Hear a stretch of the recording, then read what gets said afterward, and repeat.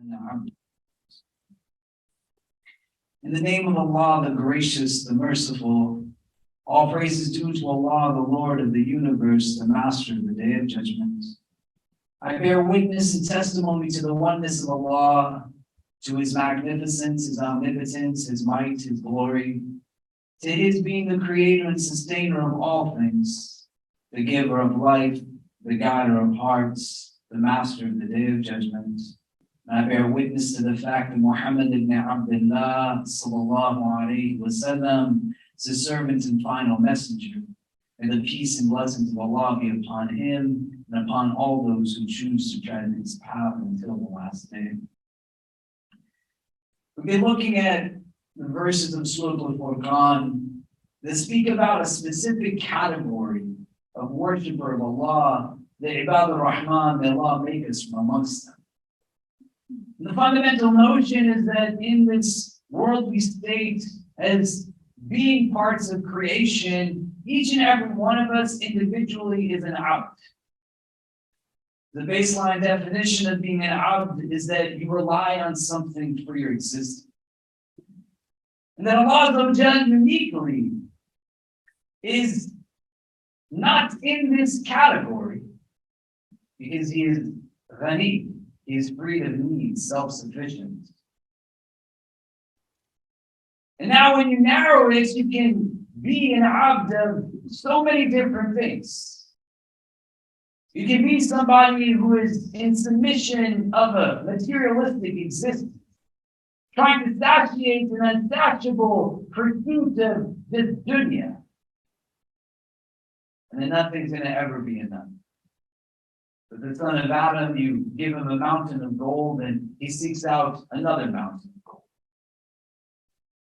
You can be a worshiper of your physical body, beauty in that external sense, deemed by what is normative societally. And then as you age and grow in this worldly existence, you'll die 1,000 deaths over and over.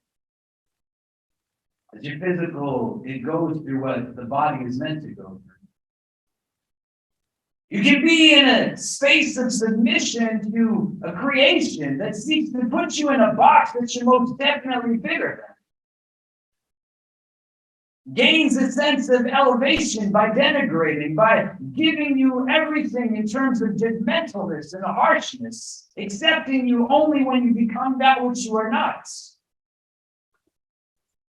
We can choose to be from amongst the Ibad of Ar-Rahman, most merciful of those who show mercy. A Lord who doesn't just watch you, but watches over you. Loves you more than a mother loves his child. Believes in you more than you believe in yourself. And in this part of the Quran, we find a listing of characteristics of those who aspire to be from the Ibad al-Rahman. And that's what you have to do. You have to want it. You have to understand that it's achievable, that there's nothing without meaning in what Allah does. And He gives this to you not because it's intangible, but so that you can have aspirations to say that I want to be from amongst those who are in this way of existence. الَّذِينَ يَمْشُونَ عَلَى الْأَرْضِ هَوْنًا, those who walk on the earth with humility and grace and dignity. That when the Jahilun engage them, قَالُوا سَلَامًا, they simply say peace. الَّذِينَ يَبِيتُونَ لِرَبِّهِمْ سُجَّدًا وَقِيَامًا, that they spend a portion of their nights in sajda and qiyam, prostration and standing for their Lord. They make dua for protection from the adhab of Jahannam. They are those who they spend with no extravagance or miserliness. They're of the middle way. And so many other characteristics that we've discussed.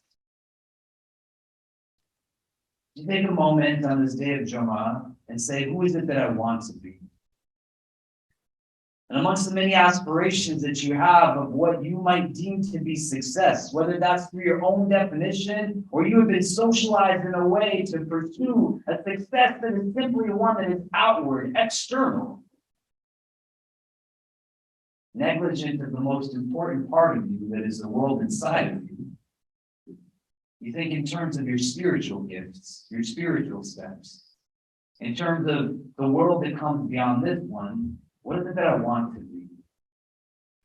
And as we get into these last verses that describe now the characteristics of the Ibad al-Rahman, Allah He says, وَالَّذِينَ يَقُولُونَ رَبَّنَا هَبْ لَنَا مِنْ أَزْوَاجِنَا وَذُرِّيَّاتِنَا قُرَّةَ أَعْيُنٍ وَاجْعَلْنَا لِلْمُتَّقِينَ إِمَامًا.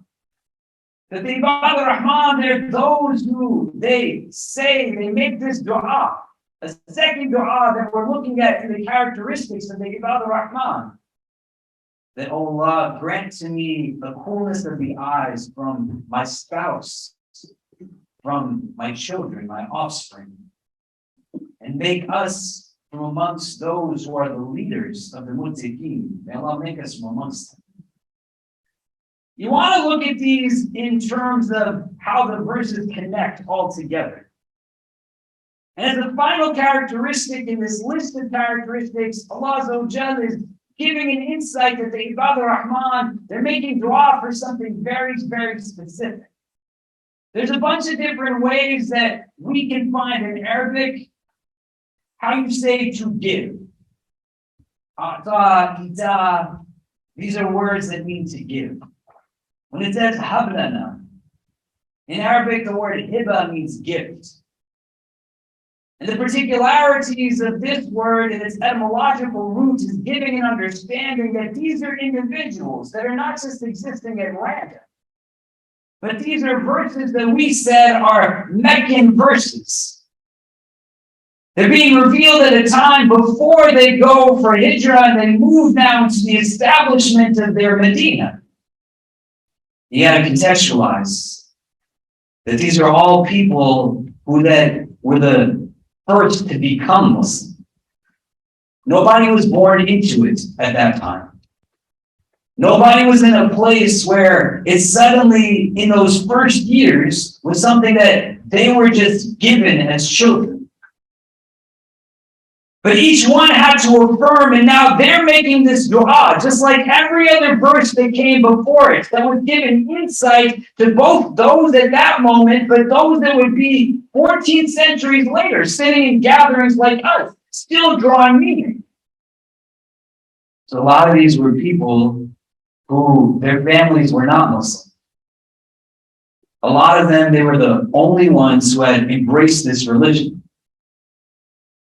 And it wasn't just those that were hearing this verse, but those that also had not entered into this faith were recognizing that they were still a sense of sanctity, whether you entered into this faith later or not. You still had a relationship to your family. And it wasn't something that was just given in the sense of material or immaterial things, where we use these other words in Arabic, but you're asking as a gift. And you see them still as a gift. There's so much that goes into our tradition, where the Prophet ﷺ with deep gratitude recognizes the ni'mah that is his family members. Hadith upon hadith that he is seen saying that he loves his grandchildren. That amongst all of his Sahaba, he was told to resemble his daughter Fatima more than anyone else. Radiallahu ta'ala anha. That amongst her nicknames, she was called Abiha, the mother of her father. A deep love for his wife, respect and admiration for all those who he had this relationship with. And it wasn't that things didn't come with no challenge. Because amongst the staunchest of opponents and adversaries to the messenger of God, sallallahu alaihi wasallam, especially in that initial period of revelation, were also people who were related to him. You'd be hard-pressed to find a narrative of a messenger of God that we are taught of in our book that didn't have some kind of issue with a family member. Ibrahim alayhi salam gets catapulted into a fire by his townspeople, inclusive of his father. Yaqub alayhi salam cries so much at the departure of Yusuf alayhi salam that he literally loses his eyesight. And Yusuf's brothers are the ones that cast him into the well. Nuh alayhi salam has children. His son is not in a good relationship with him. and you see it as irregular. It's got to be rooted in reality. The notion is to not be in negligence of that. And it's important to understand in the context of this dua, everything that goes into the idea of the gift of a family that's actually a gift. Because there's some of us who we don't have good families. May Allah make it easy for us. There's some of us who we don't have loving relationships with our parents, our siblings, and others. There's some of us who are in that role where we are not upholding the station of being a gift to somebody else. And in this dua, it's imperative to understand that you want to both be able to recognize those in your immediate with an air of positivity and affirmation, but not be in denial of how it applies back to you. Am I fulfilling that right that they have over me? The word qur denotes something that is cold, something that is chilly, something that is cool in that sense.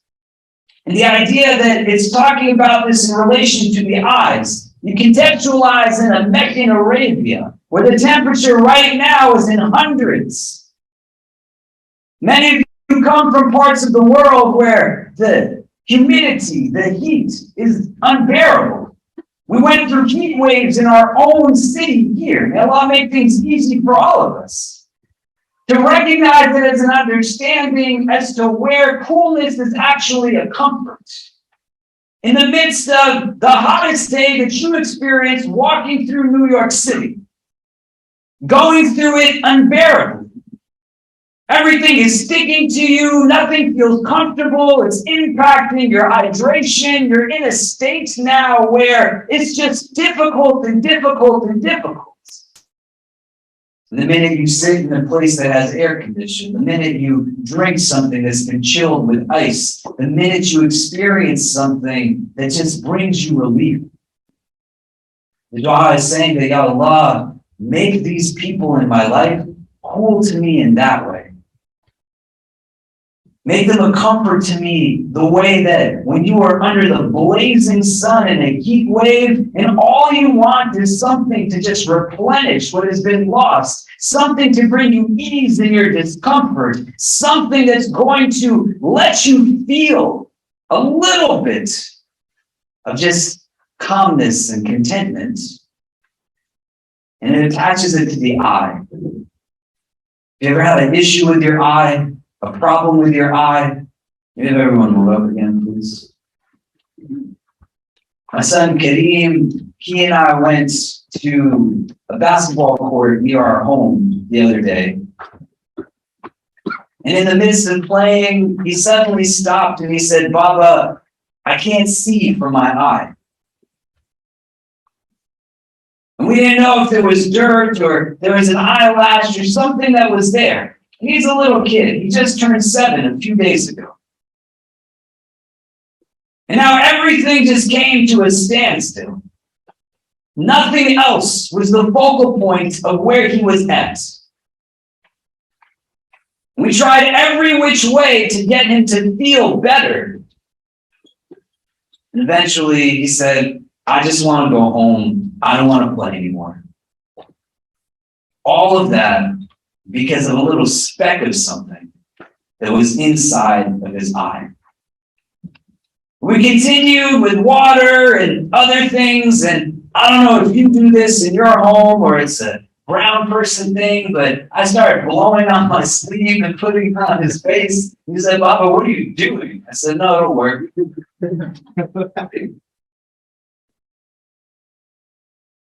And then after a little bit, he suddenly just jumped with a big smile. And he said, it's not there anymore.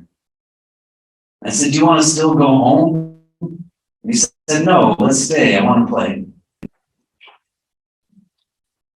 The dua is asking for that kind of feeling, that kind of relief. That when you walk into your home after a long day, and you see your family, it brings you contentment the way somebody who's stuck in the heat is now content from the coolness of a chilled drink or an air-conditioned experience. The way somebody's eye is just filled with all kinds of stuff, and they can't focus on anything because of the fragility and tenderness of what your eye is. And then all of a sudden it's able to feel relief, a coolness again. The dua is being asked by the Ibad ar-Rahman, give me that kind of coolness through my spouses and my children.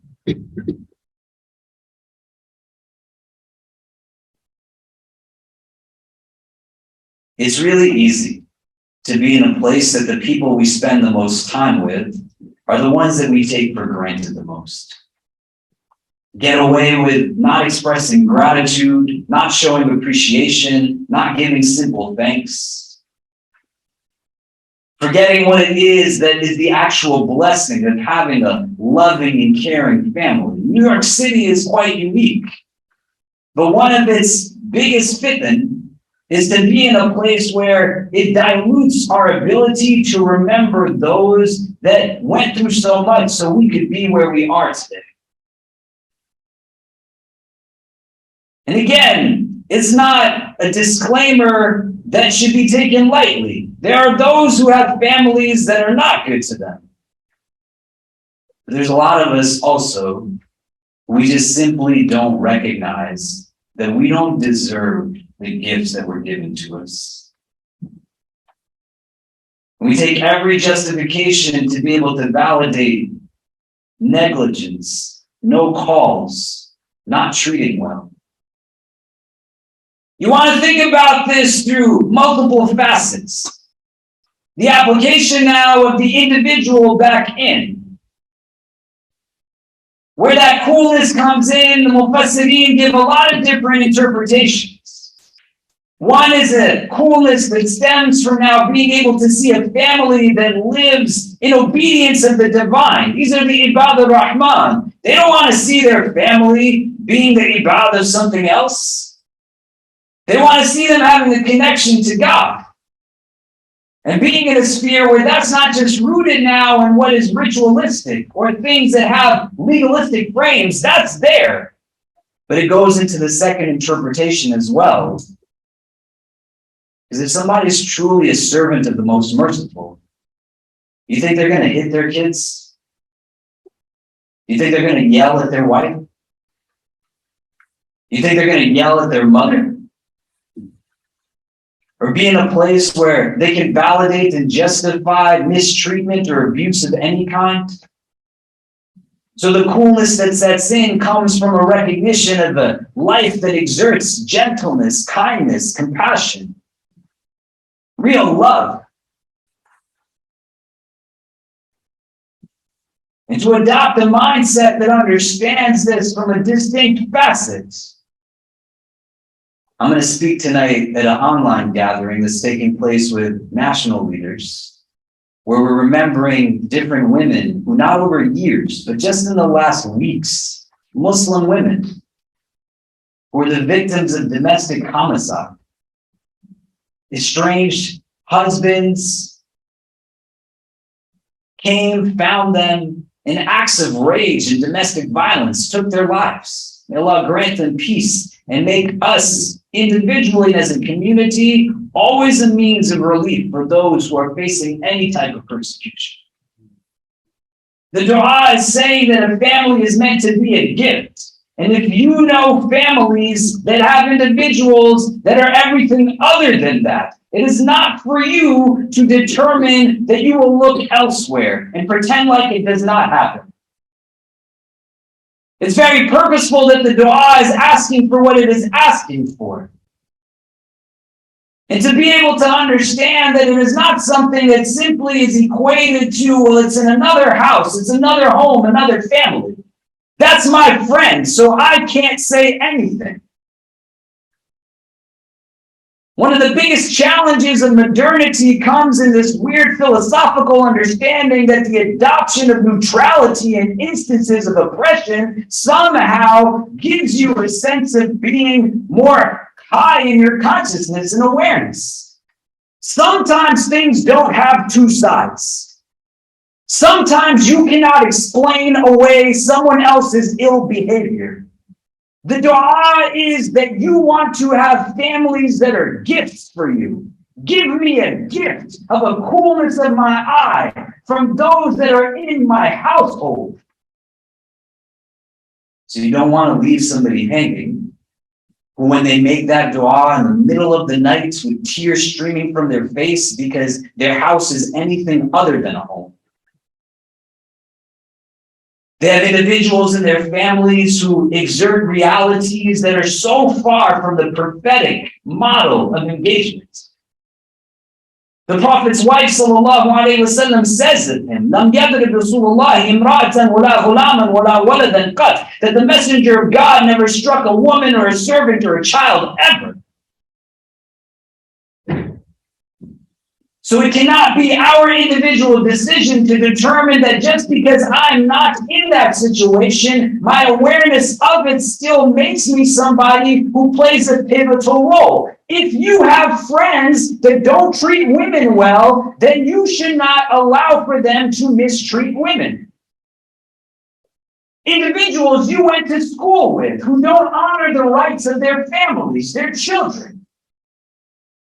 It is not for you to make a decision that says that, well, there's two sides to it. Or if I say something, they won't be my friend anymore. You are going to stand in front of Allah one day, and there are people who make this dua. رَبَّنَا هَبْ لَنَا مِنْ أَزْوَاجِنَا وَذُرِّيَّاتِنَا قُرَّةَ أَعْيُنٍ. They give me just some relief through family. They're not getting it. Because we're trying to both sides something that you're not supposed to. I want you to think, it's a Mubarak day, the day of Jummah. What does it mean to be a gift to somebody else? What does it mean that I play this role now of connecting to somebody, that when they walk into the room and they see me, their eyes are going to light up. They're going to feel a sense of joy. It's not meant to be self-deprecating. It's got to be a wake-up call. Some of us in this room are not in a place where we are married yet. We don't have our own families, but none of us come into existence out of nothing. You want to take a recognition of what you were given and what preceded you, and to be able to understand that through reflection and understand, does this really fit into the prophetic mode of what it means to have these types of relations? If I'm in a place where I was surrounded by individuals who did not treat me well, then you deserve healing in your heart.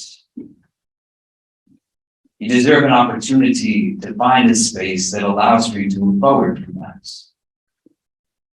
If you are in a place where your reflection can take you to a recognition that you have gifts in your home, you have elders that did take care of you and provided for you, you do have children in your life that look up to you and long for your attention, you have spouses that provide for you care and all kinds of support. And you take the dua and you apply it back and say, how am I a gift to those people? How am I their hibah? And the Ibad al-Rahman, they're not doing it for show. The verse is already established. They don't walk on this earth with anything other than humility. They're not oblivious or impervious. The verse right before this said, Summan wa Umyana, that they're not deaf and blind to the realities of the world.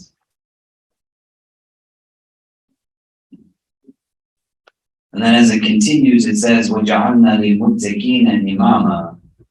And then for the muttaqeen, make us a leader. And you can connect the two parts of the verse. That the idea can be that the application of the word muttaqeen is going back to the family that is being described in the onset of the dua, that they are now in such a state that their consciousness is in such a high level, their taqwa is increased. It's the dua for the other that I'm making. But it's not something that the Ibad al-Rahman are doing in aspiration of a lofty position or authority. They just dare to dream in their du'as. They're not asking Allah just for Jannah. They're asking Allah for Jannah those. May Allah grant us all entrance into the highest level of His paradise without any judgment.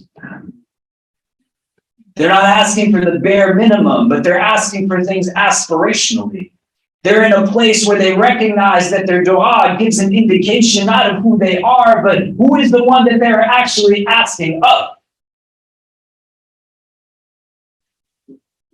And so it's not with a sense of, I'm the best, make me in charge. But give me such a sense of inward strength. Allow for me to have such a place where my heart is sovereign. I'm not governed by my stomach and my sexual organs. I'm not simply in pursuit of wealth and materialistic gain. I don't live to gain validation that is complacent. I want to live in such a way that my character, my example, my demeanor, everything and anything about me is so much in tune with what you want from me, Ya Rabb. That would become an example for those whose defining quality is that they are people of taqwa. That's the dua that the Ibad al-Rahman make. May Allah make us from amongst them.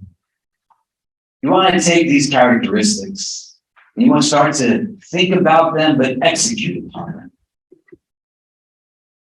To be able to spend some time within yourself to say that where is it that I want to be? What does success look like? In a handful of places in the Quran, Allah gives to us lists that are like this. They're not for somebody else to be the one that aspires towards them, but it's for me. And this particular verse is something that is so important. We serve a very large community here, alhamdulillah. Thousands of people see this center as a part of their lives.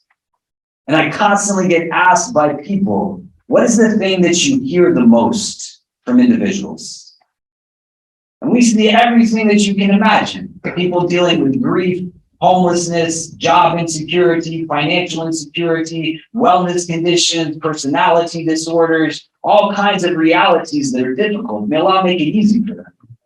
And it becomes hard. I don't like speaking in generalization, but when that question's asked, it is beyond easy to answer that the most things that we see walking into our doors, people reaching out, people online, people just looking for a space to express.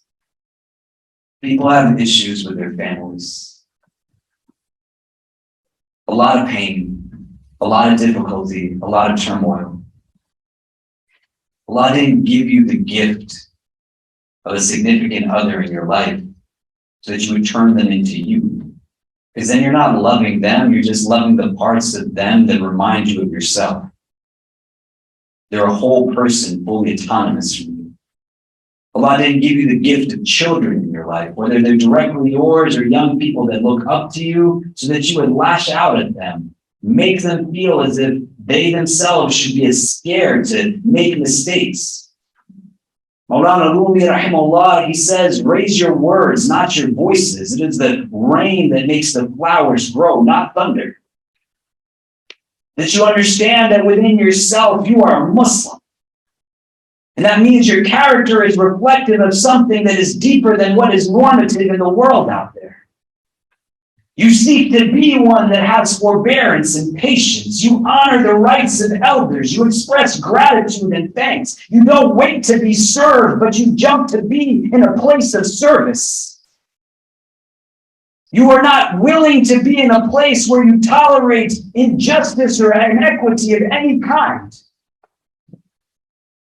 You are able to see the light that exists in those around you, because you're not afraid to embrace your own luminosity.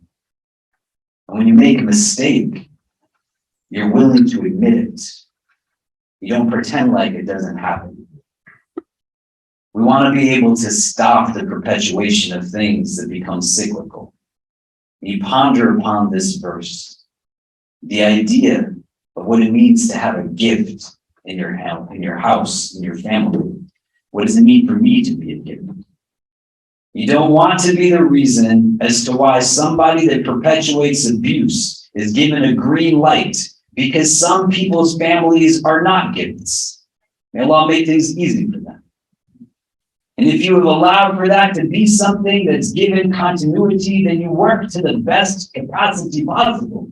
This is where we have hadith, that you take action against the inequity. You can't by your hand and through your words. And if you can't do that, then you make dua for that thing. None of those three things say you pretend like it doesn't happen. And none of those three things say you justify it in some way to enable it. You do what you can to put an end to it. There's too many people that are alone in the world. May Allah make things easy for all of them. Loneliness does to your body what's the equivalent of smoking 15 cigarettes a day statistically. So look within yourself. You come to this space, people are in a transient city, you reach out, you ask others, how is your life? What do you need? What can we do for one another? Be a source of hope for others. This is the way of Ibadah Rahman. So when you have time on this day of Jummah, go open your Quran. Whether you can read the Arabic of it or not, read a translation. You want to listen to it if you don't like to read things. It's the 25th chapter of the Quran. We went through about a dozen different characteristics of the Ibadah Rahman. You take out a sheet of paper and you write at the top that this is what I want to be. And when I stand in front of Allah, do I want to only be known by my profession, the credential I have, the degree I have? Do I want to only be known by the amount of things that I possess? What's going to weigh really heavy and lofty on my scales? How I treated others, my character, my etiquette towards them, what I was grateful for, what I was appreciative of. These verses are a call to remember who your teacher is, sallallahu alaihi wasallam. Where is it that you find your grounding, your foundation? May Allah make us from the Ibadah Rahman. أقول قولي هذا وأستغفر الله لي ولكم ولسائر المسلمين فاستغفروه إنه هو الغفور الرحيم.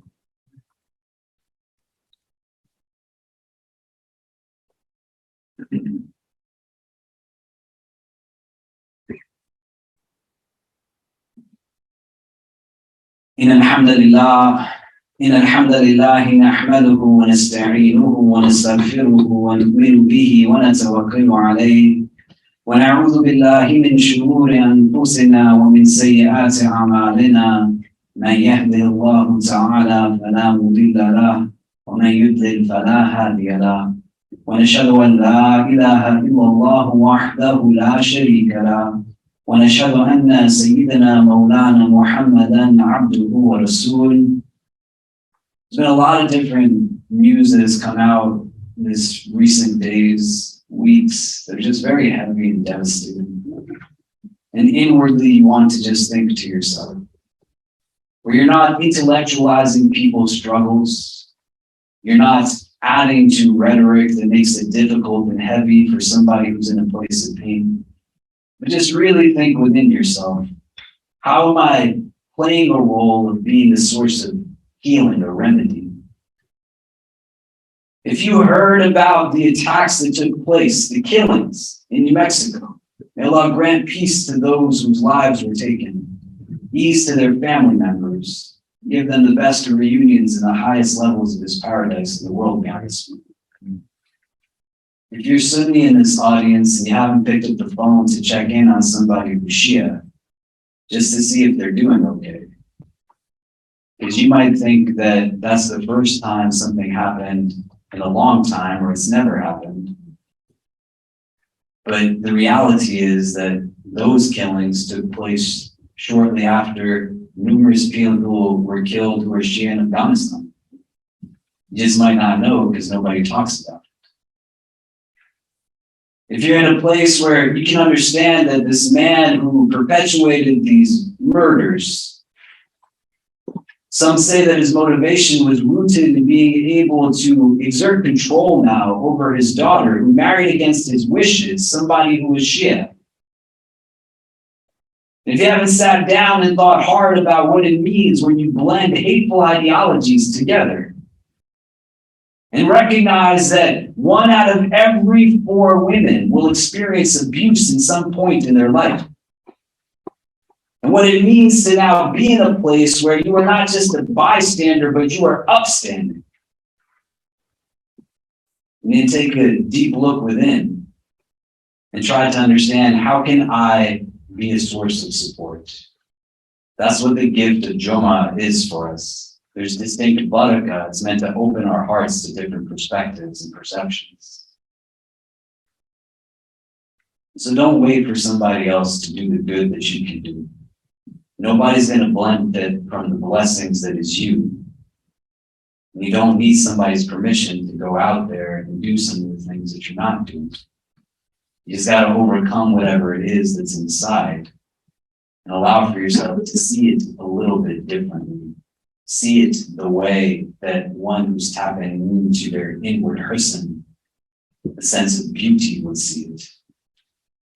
And start to slowly, gradually be a means in which we can find distinction and difference in this world, not from anybody else's hands, but from us as an individual, part of the community, catalyzing what we have the capacity to. Inshallah ta'ala, after the Jummah prayer today, we have a brother who's going to be taking his shahada. You make dua for him, right? This is what this dua is. It's a Meccan surah, a Meccan dua. People who have converted to Islam in the initial stages of revelation, whose families are not Muslim, and they're making dua because they're in this space where there's turmoil that comes from that. We're going to also have lunch at the end of the Jummah prayer as well that we'd love for you to stick around for. But be here present with one another.